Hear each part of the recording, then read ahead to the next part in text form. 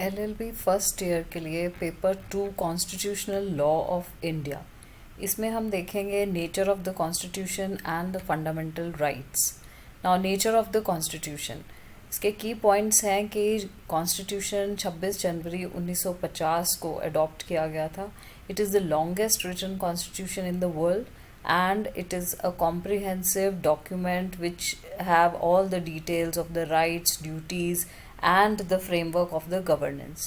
इसके main points हैं sovereignty, that is the supreme power rest with the Indian people, यानी कि लोगों के पास है पूरी power. Socialism, social and economic justice लोगों को मिलना चाहिए. Secularism, respect to all religions, and democracy, that is government which is elected by the people. हमारा कॉन्स्टिट्यूशन फेडरल स्ट्रक्चर से कैसे एक जैसा है। Now the division of power जब सेंटर और स्टेट गवर्नमेंट के पास आ जाती है तो उसको हम फेडरल स्ट्रक्चर बोलते हैं। इसमें डुअल गवर्नमेंट स्ट्रक्चर होता है and constitutionality is defined by the distribution of powers. So both levels of government operate independently within their own spheres. Now distribution of powers में हमारे पास आ जाती हैं union list, state list and the concurrent list. In union list we have subjects which central government deals with like defense, foreign affairs. State list में आ जाते हैं वो सारे सब्जेक्ट्स जो कि स्टेट गवर्नमेंट डील करती है, जैसे कि पुलिस, पब्लिक हेल्थ एट्सेट्रा। और कॉन्करेंट लिस्ट में वो सारे सब्जेक्ट्स आ जाते हैं वो जो कि एजुकेशन, मैरिज, जो लेजिस्लेचर के पास रहते हैं। Now there is a strong central authority. कोई भी फेडरल सिस्टम है इसमें जो सेंट्रल सिस्टम है वो ज़्यादा स्ट्रॉन्ग होता है। इंडियन कॉन्स्टिट्यूशन जो हमारा है वो ज़्यादा यूनिटरी है देन फेडरल। सेंट्रल गवर्नमेंट जो है वो ज़्यादा पावर होल्ड करती है, article 356, and role of the centre in maintaining the national integrity and security. Form of government, यहाँ पर पार्लियामेंट्री फॉर्म ऑफ गवर्नमेंट है। Executive is accountable to the legislature. President है वो कॉन्स्टिट्यूशन के हेड है। Prime minister जो है वो रियल एग्जीक्यूटिव पावर उनके पास है, और काउंसिल ऑफ मिनिस्टर्स जो है वो प्राइम मिनिस्टर के अंडर काम करते हैं। नाउ लेजिस्लेचर में बाय कैमरल, लोकसभा और Rajya Sabha. Lok Sabha is the house of the people और Rajya Sabha is the council of the states. Executive हमारे पास आ जाते हैं president, prime minister and council of ministers. And third is judiciary which is independent and supreme court as the apex court. Now role of the constitution in governance. Constitution हमारे fundamental rights और citizens के freedom को protect करता है। ये एक framework है जो कि गवर्नेंस और पॉलिटिकल प्रोसेस को कंट्रोल करता है, and it also has mechanism for checks and balances. Now Indian constitution में फेडरलिज्म कंबाइन करता है सेंट्रल अथॉरिटी के साथ, और ये एक पार्लियामेंट्री सिस्टम बनाता है जो कि रिप्रेजेंटेशन और अकाउंटेबिलिटी को भी कंट्रोल करता है। There is a continuous evolution through amendments reflecting changing societal needs. तो इसमें चेंज किया जा सकता है अमेंडमेंट्स के through according to the change in the society. Preamble, preamble हमारा कॉन्स्टिट्यूशन का हमें बताता है, we the people of India have solemnly resolved to constitute India into sovereign, socialist, secular, democratic republic, and to secure to all its citizens justice, social, economic and political, liberty of thought, expression, belief, faith and worship, equality of status and opportunity, and to promote among them all fraternity, assuring the dignity of the individual and the unity and integrity of the nation. In our Constitution Assembly, this 26th day of November, we do hereby adopt, enact and give to ourselves this Constitution.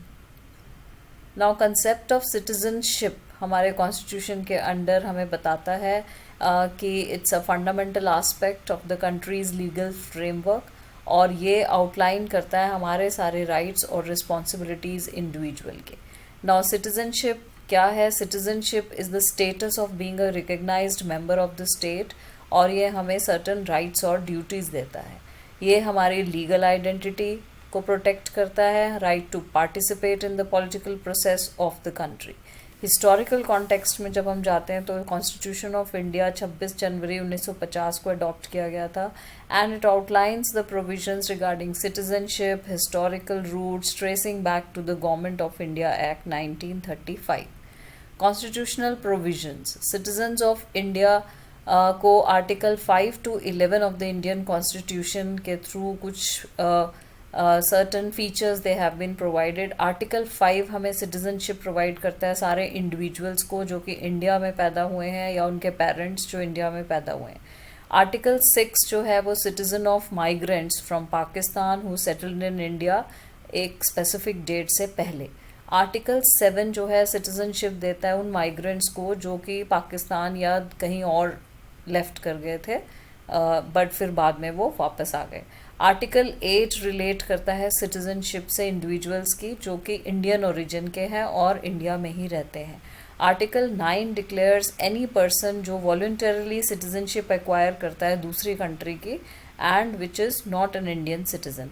Article 10 हमें provide करता है कॉन्टिन्यूंस of citizenship of individual जो कि India के citizens भी हैं at the time of constitutions enactment. और article 11 empower करता है पार्लियामेंट को इन सारे एक्विजिशंस और टर्मिनेशन ऑफ सिटीजनशिप के लिए. सिटीजनशिप एक्ट 1955 ये प्रोवाइड करता है सारी डिटेल्स जो कि एक्विजिशन या लॉस ऑफ सिटीजनशिप के लिए रिस्पॉन्सिबल हैं. इसमें मोड ऑफ एक्वायरिंग सिटीजनशिप है या बर्थ भी हो सकती है, डिसेंट भी हो सकती है, रजिस्ट्रेशन भी हो सकती है और नेचुरलाइजेशन भी हो सकती है. कंडीशंस फॉर लूजिंग सिटीजनशिप जैसे वॉलंटरी रिनाउंसिएशन और being declared insane. Now types of citizenship. एक तो बाय बर्थ है जो यहाँ पैदा हुए हैं वो are born in India subject to specific conditions relating to parent citizenship. Then citizenship by descent means जो इंडिविजुअल्स बाहर इंडिया के बॉर्न हुए हैं लेकिन उनके इंडियन पेरेंट्स हैं. देन रजिस्ट्रेशन जो इंडिविजुअल्स इंडियन ओरिजिन के हैं या मैरिड हैं इंडियन सिटीजन से. नेचुरलाइजेशन में grant citizenship to all foreigners जो कि सर्टन क्राइटेरिया मीट करते हैं which are set out in our Indian Constitution. Now rights of citizens. Citizens को क्या क्या rights दिए गए हैं. Right to equality, Article 14 to 18. Right to freedom, 19 to 22. Exploitation, right against exploitation, 23 to 24. Right, freedom of religion, 25 to 28. And cultural and educational rights, Article 29 to 30. And rights of constitutional remedies, that is Article 32. Now responsibilities of citizens. Constitution rights ही नहीं देता है. It also has gives certain duties which should be performed by citizens. That citizens will be abide by the constitution and respect all its ideals. Sovereignty और integrity India की maintain करेंगे. Promoting excellence in all spheres of individual and collective activity. Recent developments हैं कि citizen in India has also been a subject to significant debate and legislative action, especially concerning with the Citizen Amendment Act CAA of 2019. ये क्या करता है, ये discussion है इसमें that rights of various communities and the criteria for the citizenship.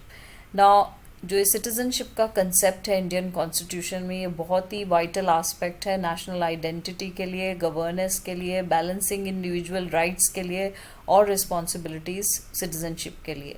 ये diversity inclusiveness of Indian society को portray करता है और it also adhere to the legal frameworks which are concern with the individual status within the state. Fundamental rights. General scheme of fundamental rights जो है part 3 of the Indian constitution में दिया गया है. ये राइट्स असेंशियल हैं किसी भी सिटीज़न के ओवरऑल डेवलपमेंट के लिए और ह्यूमन डिग्निटी के लिए. ये राइट्स जस्टिसेबल हैं इंडिविजुअल्स के लिए so that they can approach the court for the enforcement of if these rights are violated. And ये जो स्कीम है ये डिज़ाइन करती है, प्रोटेक्ट करती है various aspects of individuals liberty और सोशल जस्टिस को इंश्योर करती है. Fundamental rights these are justiciable rights. Citizens court को अप्रोच कर सकते हैं अगर उनके राइट्स का वायलेशन हो रहा है. लिमिटेशंस. राइट्स ये एब्सोल्यूट भी नहीं है and they can be reasonably restricted such as public order या मोरालिटी के लिए इनको रिस्ट्रिक्ट भी किया जा सकता है. अमेंडेबिलिटी.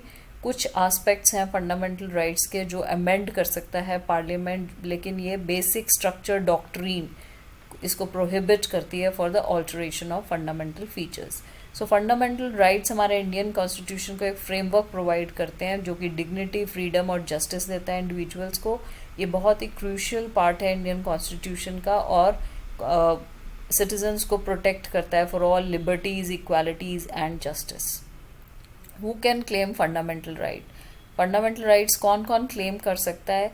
फंडामेंटल राइट जो कि part 3 of the Indian constitution, वो all persons who are citizens of India and who are foreign nationals but they are residing in India, और उनके कुछ राइट्स हैं जो एज एन इंडियन सिटीजन वो follow करते हैं। Right to freedom of speech and expression, minors, even minors they have the full legal capacity, they can claim fundamental rights. Legal entities like corporations और organisations, ये भी equality और protection के लिए, इनके साथ कोई डिस्क्रिमिनेशन नहीं होना चाहिए। All individuals, they have the right to claim fundamental rights, but these rights vary depends on the specific provisions of the constitution which were applicable by laws and judicial interpretations. Against whom fundamental rights are available? Fundamental rights किसके against हो सकते हैं? They are against the state, means ये एक state के against enforce किया जा सकता है फंडामेंटल राइट्स को। Fundamental rights part 3 of the constitution में दिए गए हैं। Equality, freedom against exploitation, freedom to religion, educational rights and constitutional remedies. Fundamental rights जो हैं ये प्रोटेक्ट करते हैं इंडिविजुअल्स को फॉर गवर्नमेंट के ओवर रीच से सर्टन केसेस में, लाइक प्राइवेट इंडिविजुअल्स और entities also, and the state is also involve in those actions when the private entity is performing a public function. Now enforcement of these fundamental rights, ये जो है court से या judiciary से ये fundamental rights को empower किया जा सकता है। Now suspension of fundamental rights कब हो सकते हैं? आर्टिकल 352 हमें बताता है नेशनल इमरजेंसी में। आर्टिकल 356 हमें बताता है proclamation of a states of presidents rule में, और आर्टिकल 360 हमें बताता है फाइनेंशियल इमरजेंसीज में। सो प्रेसिडेंशियल प्रोक्लेमेशन, प्रेसिडेंट अगर डिक्लेयर कर देता है इमरजेंसी तो इसमें फंडामेंटल राइट्स सस्पेंड हो सकते हैं। और स्कोप ऑफ सस्पेंशन में rights they remain in effect but the individuals can not approach the courts. Suspension of fundamental rights 1975 और 77 में इमरजेंसी के दौरान ये सस्पेंड हुए थे, एंड जुडिशियल इंटरप्रिटेशन में इंडियन जुडिशरी ने सिग्निफिकेंट रोल प्ले किया था to limit the fundamental rights in the case of emergencies. Although emergencies are rare in India, but suspension of fundamental rights ये point of concern और debate है. Now suspension of fundamental rights is a serious constitutional measure in India. Democracy और human rights से related है, इसलिए जो भी provisions है ये बैलेंस करते हैं नेशनल सिक्योरिटी और इंडिविजुअल फ्रीडम को। Suspension is sometimes justified and it is closely monitored to prevent its misuse. Specific fundamental rights Article 14 to 18 है equality of law, protection of laws. Article 15 religion, race, caste, sex and place of birth. Article 16 equality of opportunity of employment, and Article 17 is about untouchability, and Article 18 about abolition of titles. Right to freedom 19 हमें guarantee करता है speech, expression, assembly, movement, residence, इन सब की freedom है। Then 20 हमें any type of offences, article 21 life and personal liberty, 21A of the education 6 to 14 years of age, and Article 22 against any type of arrest and detention in certain cases. Right against exploitation 23 और 24 describe करता है human trafficking and forced labour, employment of children in hazardous conditions. Right to freedom of religion हमें article 25 से 28 तक हमें ये describe करते हैं।